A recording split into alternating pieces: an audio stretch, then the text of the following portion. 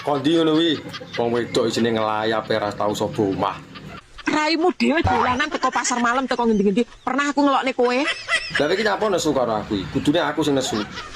Aku sabar nek ning kene. Lah aku luwih sabar ngadepi kowe. Aku mau uneni apa ya apa tak uloni. Apa panganan mbok ulu? SMS-mu dredeg kaya apa? Pernah tak balesi Rono? Enggak. Lah terus kowe maca ora patek-tetek kon balesi. Mak tak endem ning ati. Iso aku apa nangis? Wis gerang kok gembeng. Ora pernah aku curhat karo kanca, enggak pernah aku curhat karo wong tua aku, enggak pernah curhat karo sapa-sapa. Sing ngeruh sapa ning jaba kono?